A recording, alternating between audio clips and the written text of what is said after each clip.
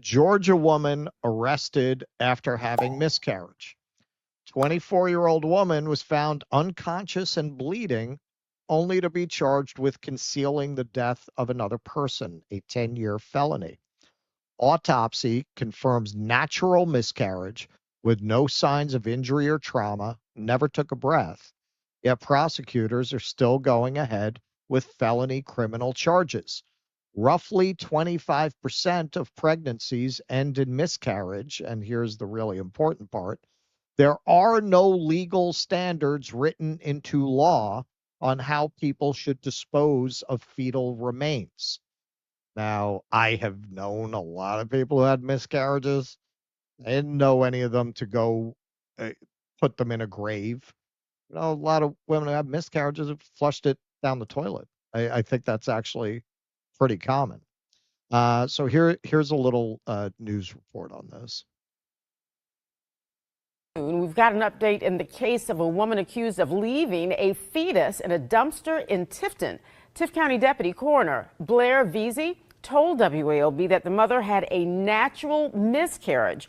The fetus was approximately 19 weeks old at the time of this incident and never even took a first breath. Veazey says there were no signs of injury to the fetus, but that the mother handled the situation in the wrong way. The fetus was approximately 19 weeks along. There's no obvious signs of trauma. It looks to be just a natural miscarriage. It's just a unfortunate, sad situation that, sometimes mothers go through. And we hope to never have to see it, but it's just a part of life we endure at times. Now we're reaching out to Tifton Police and the Tift District Attorney. Yeah, no. You know what? I can tell how sympathetic you are to that woman that your reaction was to arrest her without any real law to back that up, as we'll see. In Georgia, police charged a woman with felony concealing the body of another for having a natural miscarriage and putting the remains in a dumpster. Remember, when you pass a law, discretion passes to the dumbest people alive. Of course, they're going with the theory of personhood here. That's the whole idea that this is predicated on. Once you accept that idea, re-abortion, it's going to have unpredictable results like morons arresting an unconscious bleeding woman for how she disposed of a fetus, even though there's no law against it. Now, MAGA, GOPers, conservatives, they know people hate this stuff. They know these stories are very bad for them. So their influencers were out in full force trying to spin what obviously is just a horrific story. Capable of telling the whole truth? Because she was not arrested for having a miscarriage. The part that you left out is that she put the 19-week-old baby into a baggie and then threw that baggie into the dumpster. And if you're curious as to what a 19-week-old baby looks like, here you go. Which is why they arrested her for how she handled the remains. Okay, so all of this is outrage farming. You're supposed to be outraged at the unconscious bleeding woman who was arrested for how she handled disposal of a fetus without any clear instructions for what she was supposed to do in the first place and no law against it, rather than the fact that they thought the best way to handle this was to arrest the woman who had just miscarried her baby. But ultimately, because there is no law against what she did, prosecutor drops charges against Georgia woman who miscarried. The case had alarmed reproductive health advocates who said it was the first time authorities had attempted to use a fetal personhood law that has been on the books in Georgia since 2019 to bring criminal charges against someone. She could have faced up to 13 years in prison if found guilty. But Tift County District Attorney Patrick Warren said that his office is dropping the charges because, quote, continuing prosecution is not legally sustainable and not in the interest of justice. Oh, you think? Yeah. Advocates said the you don't charges, like it? Move to Alabama. Move to Alabama. They're They're liberals over there. Yeah. Bunch of blue hairs. You get rid of your miscarriage any way you want in Alabama, but we don't traffic with that here. Advocates said the charges being dropped was the only appropriate outcome in this case. Quote, I want to emphasize that these charges should have never been brought in the first place, says Dana Sussman, Senior Vice President of the legal advocacy group Pregnancy Justice. Quote, we were interrogating Georgia law, trying to figure out what the legal theory was, and we could not identify one. In his announcement, Warren said Georgia law requires that a person be, quote, born and existed separate and independent of its mother in order for the concealing the death of another and abandonment of a dead body statute to apply. The coroner had determined the fetus's gestational age in this case was 19 weeks, meaning it was several weeks away from being viable, and that the woman had a natural miscarriage. While the charges were brought due to how the woman disposed of the fetal remains in the midst of her medical emergency, she told investigators that she did not know what else she could have done with them, according to Warren's statement. Quote, while law enforcement acted in good faith and responded to a very difficult and emotional situation, it's now clear that no criminal law was violated, Warren said. Well, by definition, at that point, you did not act in good faith by not looking up whether she had broken a law Right. before arresting someone who's just experienced a horrific, traumatic thing like a miscarriage. This has the balls to add this. This case highlights the importance of careful review and thoughtful decision making, particularly in sensitive situations like pregnancy loss. Well, maybe do that before you further traumatize the woman with the threat of a 13-year prison sentence for doing something that you had no law against in the first place. Now, these influencers want to make it out she wasn't being penalized for having a miscarriage. Well, clearly she was. Clearly she was. In the end, it's about enforcing this personhood standard. That's why they arrested her. They wanted to make a big show of considering the fetus a person. Why else would you arrest somebody who just had a miscarriage? So in the end, yeah, you're finding a pretext to arrest her that's not directly the miscarriage, but in the end, it's about the miscarriage. Right. So it's a big internet out there. You know, when I saw this moron holding forth on this, I just thought he was a rando trying to make a career. This guy has over 1 million followers on YouTube, on Instagram. I've never seen him, but this is like Hulk Hogan's dumber young brother. Better watch out for Ice with those tattoos. Yeah, seriously. So, do I see a crown there? Yeah, right. But here he one-ups the young lady we showed on the outrage porn, trying to spin this as a liberal media issue. I'm not going to blame the young lady for how she dealt with the trauma of going through a terrible miscarriage like that. I blame the left and I blame the media for all the paranoia and the panic that they've incited with their awful rhetoric. Headlines like this terrify people. Fear-mongering that women are going to get locked in jail for having a miscarriage is going to make women want to hide it if they have a miscarriage. And doing that actually is illegal, and then they end up getting locked up. You're adding to the trauma on top of what these women who have miscarriages already go through, and you're doing it to push your agenda, and you should be absolutely ashamed of yourselves. Oh, right. It's the media reporting on the bleeding unconscious woman who got arrested for doing something that there was no law against on a personhood premise that underlies these abortion laws to begin with. That's what's terrorizing women. It's not the headlines like this. Abortion bans have delayed emergency medical care. In Georgia, where this case took place, in Georgia, experts say this mother's death was preventable. So it's not the deaths of women who are having miscarriages who can't get treatment because doctors are not sure if they'll be violating abortion laws by giving them the treatment they need.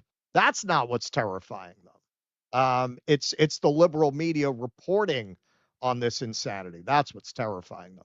They're the ones who should be ashamed. The availability of D and C's, that's dilation and curettage, for both abortions and routine miscarriage care, helped save lives after the 1973 Supreme Court ruling in Roe v. Wade. Studies show reducing the rate of maternal deaths for women of color by up to 40% the first year after abortion became legal. You see, you want to sell it to these people, you got to talk about how many South African lives of Right. white Yeah. Exactly. Boers were saved by it. Yeah. But since abortion was banned or restricted in 22 states over the past 2 years, women in serious danger have been turned away from emergency rooms and told that they needed to be in more peril before doctors could help. Some have been forced to continue high-risk pregnancies that threaten their lives. Those whose pregnancies weren't even viable have been told they could return when they were crashing. That, I think that's probably more what's terrifying women than the media reporting on it. How about the 3 pregnant Texas women who have been denied proper care, who were all having miscarriages, by the way? None of these were complications from abortions. These were all refusal to treat these women when they had miscarriages. ProPublica has reported on another pregnant woman in Texas who died after she was denied appropriate treatment. Health providers say it's clear 35-year-old Portia Negumezi needed emergency dilation and curettage, or D&C, after she started bleeding heavily at 11 weeks pregnant, but was instead given the pill misoprostol. While many doctors in states with abortion bans have started avoiding D&C, a common and life-saving procedure, the Houston Methodist Hospital also abides by its own religion-based ethics guidelines that restricted abortion procedures even before Roe v. Wade was overturned. It's the 5th case ProPublica has reported in which pregnant women died after being refused the most effective emergency care following state abortion bans. 3 of those cases were in Texas. Portia Negumezi leaves behind her husband and 2 young sons. No reason for this woman to be dead whatsoever. That's her husband. Gave an interview about how his wife should still be alive. The hospital refused to treat her. This was the first one that died in Texas. Another Houston mother. Again, she wasn't even having an abortion. She was having a miscarriage. And here we'll watch a little video. 18-year-old woman died because they would not treat her when she was having a miscarriage. She loved to sing. She loved to dance. She was a wonderful soul. Candace Vale says her daughter Nevaeh, at 6 months pregnant, first started complaining of stomach pain and nausea. She went to the emergency room at Baptist Hospitals of Southeast Texas. She's in a lot of pain. Her stomach's hurting her. Candace says Nevaeh was diagnosed with strep throat and didn't ever receive an ultrasound. She was sent back home. When the pain didn't go away, she went to the emergency room at Christus St. Elizabeth, but was told her fetus still had a heartbeat and that she was fine to leave. It wasn't until her 3rd visit to the ER that she says doctors realized something was terribly wrong, saying the fetus no longer had a heartbeat. They were saying her blood pressure keeps dropping. She's losing blood. She was like, "Mom, I don't think I can do this." I was like, "Nevaeh," I told her, I said, "I love you." I said, "You can do this." I said, "God made us strong. You can do this." ProPublica releasing an article this morning after an investigation into her death, finding that it took 20 hours and 3 emergency room visits to be admitted to a hospital, even though her condition was worsening. They say the doctors did 2 ultrasounds to confirm fetal demise. And I'm hollering at them and I'm telling them to save my daughter, to save my daughter, do something. Candace says she believes her daughter didn't get the care she deserved to save her life because of the state's strict abortion ban. I felt like the doctors were more concerned about the baby than her life. I'm frustrated how these laws are affecting my daughter from getting justice that she deserves. Kristen. Okay. So that might be, I think it's more stories like that. I don't think any of these people are blaming the liberal media for killing their loved ones. I think it's more the policies that you screwballs support. Now, somebody I had no idea was out there doing commentary, commented on this story. Frank Serpico. Amazing how someone could be so sanctimonious over a miscarriage while committing or condoning the slaughter of innocent children by their allies. He posts a lot of stuff about Palestine. So good for him speaking out on this, because all of these GOP people who support these policies, almost to a person, also supports Israel. This is just absolutely tragic, and it's something that really isn't getting enough attention. Like I said, we haven't really covered it. But yeah, once you release laws like this into the wild, these are going to be the inevitable consequences.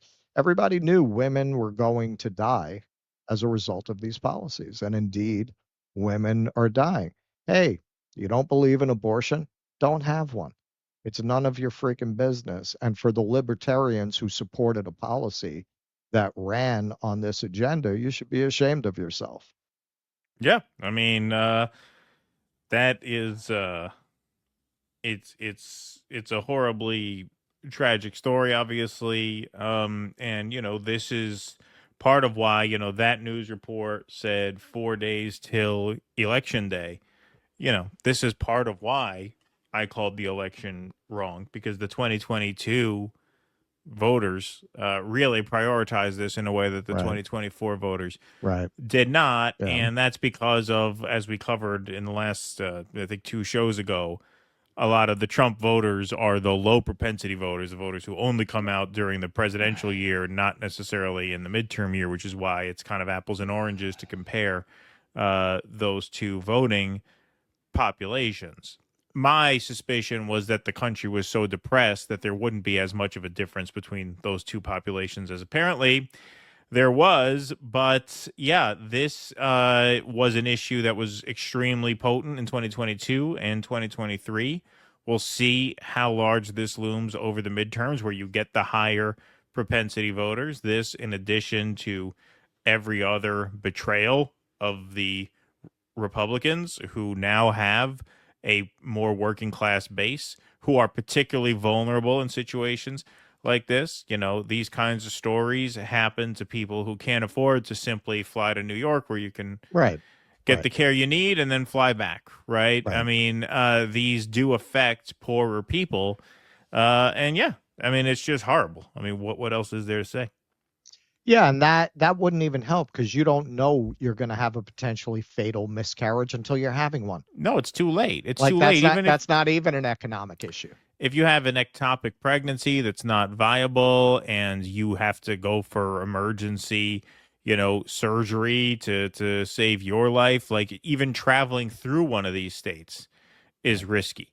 I mean, if you're pregnant, what, you're going to take a vacation to Atlanta, right? What if something happens while you're there? Right. What do you do? Right. Right. Yeah. I mean, I don't know this, but I went to New Orleans, not only post COVID, but it was also post Roe v. Wade being overturned, and Louisiana immediately imposed one of the most draconian sets of abortion laws in the country.